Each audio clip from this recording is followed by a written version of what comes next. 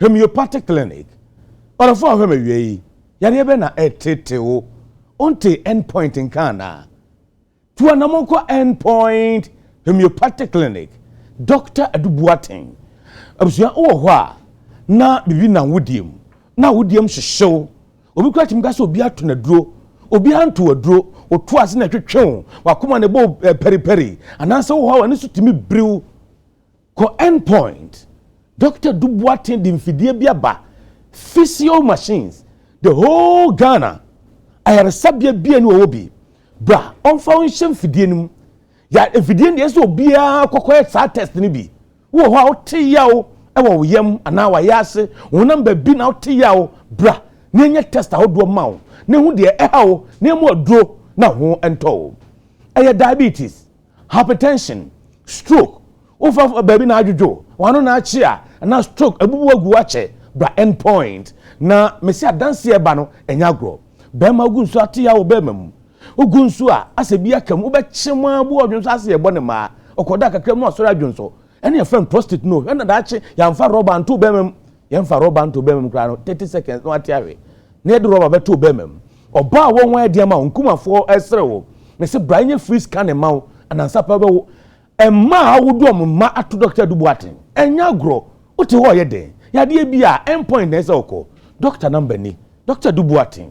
Friend Cecilia 0244 86 7068 0244 86 7068 for Dr. Dubuating oda endpoint ano na eni nkomo Cecilia. Ebuso e hyasia na ye call the Blasters of Ghana aseye. And now Blasters ebo international friendly match and the Cranes of Uganda they share so game no corner we know Ghana shemienu ma Uganda and so shemienu Otuado a Blasters coach or Chese Uguso a build team no na enche Blasters team no be jeo na so a winning matches outdoor ama Ghana.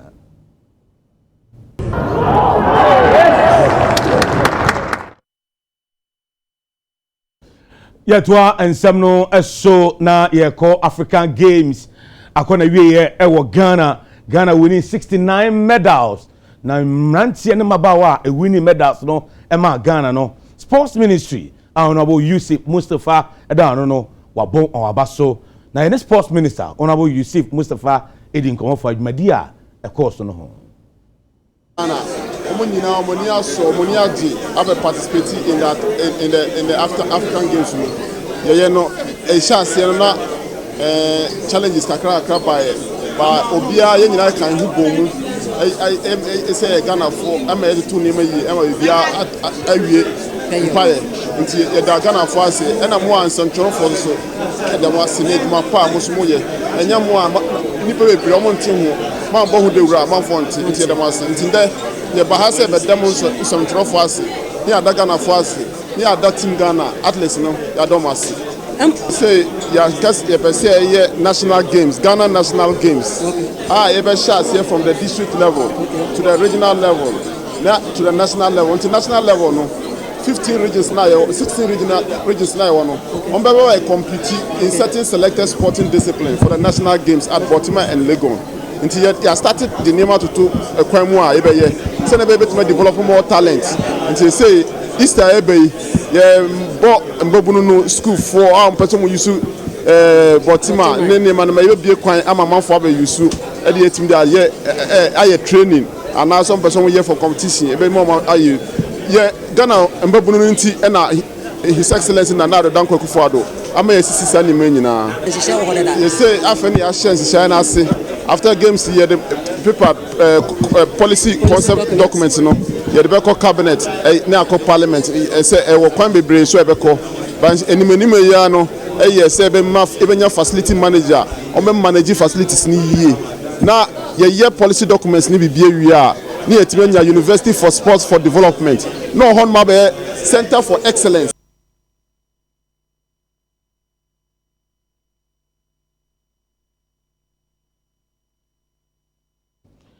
Egusawo Africa Games and some closing ceremony of course so Stone Boy when you now perform here. Na Cameroon one artist bako one rapper your friend Stanley Ebai Enoi enya kwenya opening ceremony no obe perform here. na wakobo sports minister abaso sha kwenya kese sei oma na kwenya na ono so ebe show ni case ni talent and so be da ni talent enso adi e odwumadi no ase. What we saw from the rehearsals, from the airport reception, from the beauty, from the different delegations that came in numbers, really, really beautiful. And there's something I always love saying, in West Africa, we have Cote d'Ivoire and Ghana that have really embodied beyond words their Kwaba movement. That is the real meaning of Akwaba. We always feel home when we come to Ghana. I've had some cashew nuts, I'm very happy. You know, I've eaten some very local food, I'm very, very happy. But most importantly, just the celebration of the people. And it was really beautiful to see that the population is very young. The police is civilized. Our team, our staff is super civilized. Very good people. And to be honest, there's also one thing that struck me during the games is the lady that was honored, our African mama, Fatima, from FIFA. So you could tell how Ghana is not only a country of hospitality, but a country that gives people's roses and flowers beyond where they come from. So I would say the games have proven to me that Ghana is the hub of Pan-Africanism, because Madam Fatma is not from Ghana, but she was honored in grand style here. I paid attention and I was flabbergasted, to be honest. Back to the artist from Wiyala, the Lioness of Africa, from Emma from Gabon, from Enos B representing Congo, from the Beam Boy, Stone Boy, from James, BKS, and myself. Honestly, what we saw was a bunch of artists with beautiful passion and engagement. There was no dull moment on stage from the beginning to end. Everybody was complimentary, and that can only happen in a blessed land, because talent is never enough, context is everything. So on my own part, I would love to appreciate Ghana and thank you so much. The people, whether you be from the north, the south, the east, and the west, is one Africa, is one people, is one Ghana. Can't wait to see you prosper again more than what you have been doing.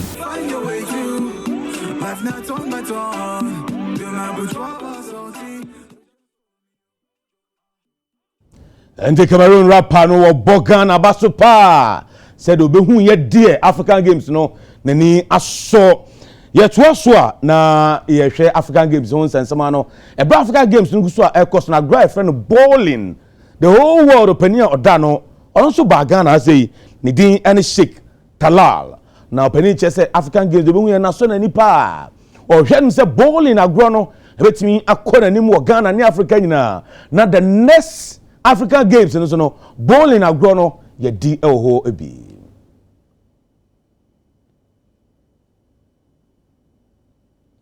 We're really very happy to be for the second time in Ghana. Ghana, very active country from our federations, and I hope we can do something this time to increase our number of. We are now 11 countries, but we are aiming to have at least before end of this year to be minimum 25. God will help us. Of course, I'm always believing in the media. They are very effective when they want to do something. Even in Egypt, we was using the television because, as you before, we don't have any idea about bowling. But now we have a very big number of bowlers, and I hope Ghana will follow, because you have very active chairman of the Ghana Bowling Federation. We wish all of you success, and we'll see the result after our visit to here. I am very happy to be here for the second time. I hope that we could make some difference in bowling. We was here from 2 years. We start a training course here in Ghana. And also we make another training course in Egypt after that last year. And we are ready as a federation to help any country to start making federations and to help them in coaching and seminars and training, and everything we can do is for bowling. Of the 5 zones of the International Bowling Federation, Africa is the zone that we really need to develop. The IBF has a total of 118 members, and Africa has 11 out of the 54 members. So hopefully we can increase that number so that we can make Africa a very active participant of the International Bowling Federation. Ora Charles Amofa Aoko Sports Ministry one of Kasama Ford ma Sports Minister na onukroya nso na bowling agrono or president ewo Ghana obeni say opeso developer agrono Ghana pa na mpenfo kra African Union kra de o ma lobby deda the next African Games in Egypt in 2027 no be hu bowling agrono ewo hobby. This meeting or press briefing is at the instance of the Ghana Bowling Federation, the regulatory body for bowling in Ghana. Bowling, you know, is an early sport that is played indoor, and they are played on lanes, and the ultimate goal is for an individual to be able to strike pins that are set some yards from where the individual stands.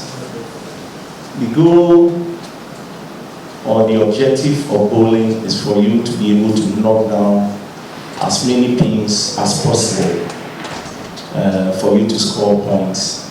And bowling, like I said, is an early sport, just like golf, hockey, and any other early sports that we have in the country.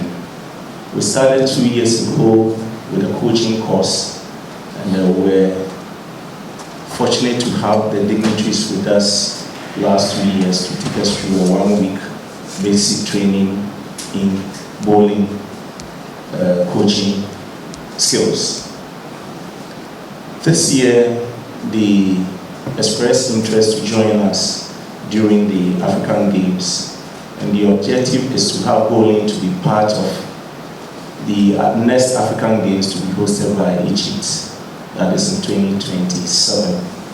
And so they were here to interact with officials from Ghana and other countries, and then the Association of African Nations of Olympic Committees, ANOCA. They are here today to brief you what they've undertaken so far in Ghana and what they expect the Federation to do in the days ahead of us. They paid a courtesy call on the Minister for Youth and Sports. They also paid a courtesy call on the Executive Chairman of the LOC.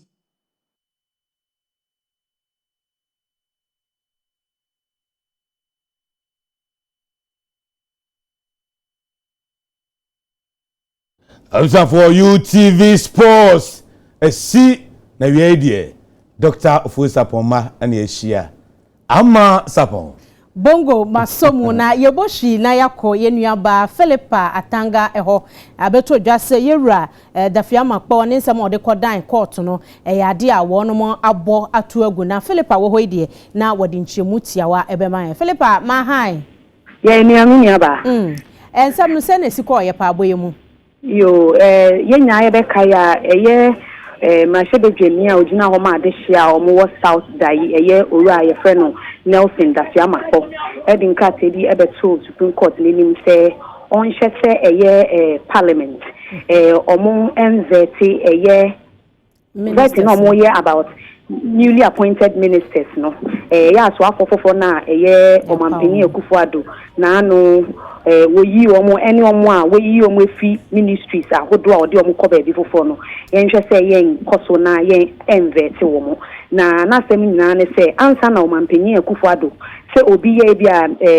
Osafo no hwe enhuma sunya so yeyi na akoba bia be ya pomudi ansa na sankofo no Omampeni Akufo-Addo ebe yi omo efi baby di omo akoba bi ne ewo se eye mrahye bejefie eje so pini ana se oma ho approval ansa na Mampeni ayesa enti se Mampeni enye sa no na chese Mampeni anamutu na wetu ene Ghana ha no ye mra na ye dibu mine ebo ebra enti no ode nkasa ba betu court nim Supreme Court enhye senya oye Mampeni Akufo-Addo aye no enye na ene ye fe asem no abedwafo enum ene tena asem no so otimwafo peni eye justice Gertrude Esaba Tokono ena edi abedwafo nim na omofre asem no eye aban lawyer peni ono so okahu bia o se obeyi nsem bia no ansa na speaker so wo se obeyi nsem ano nti omo no mo ye respondent na ye frɛ asem no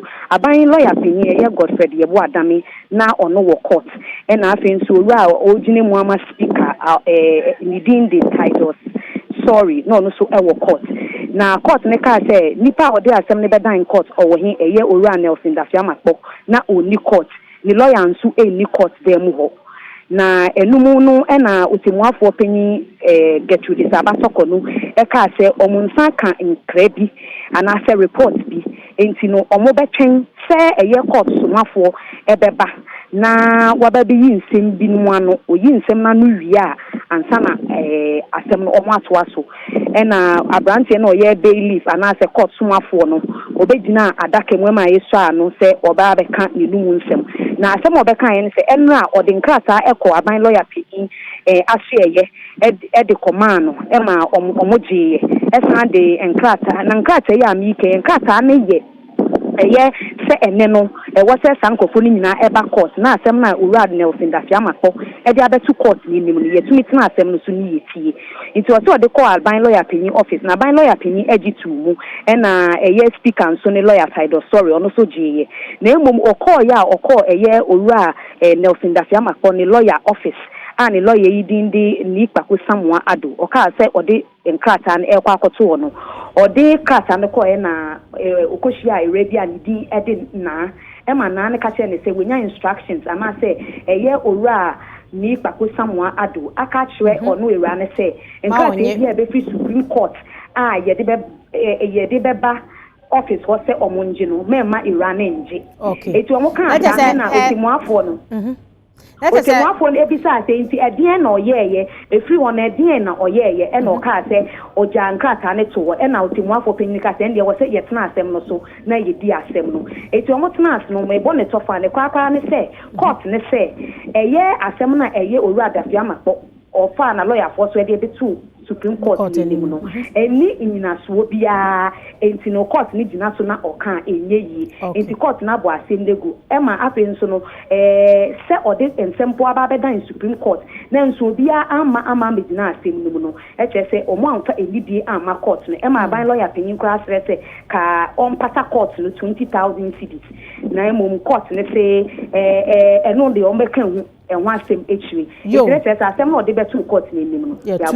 yo, Philippa, ebeda as papa, ya mani bofo a wono na yatemuo ensem ahuduro nyina se ye court nsem de odi eche ye Philippa Tanga ne yete ne nganti Yero Dafiamakpo ye tuni nsem agu enuanu mienu awie ye besom mo ye me ama sapunkuma nkuma jesi miniminu abema David Ofori Safo Bongo Vivara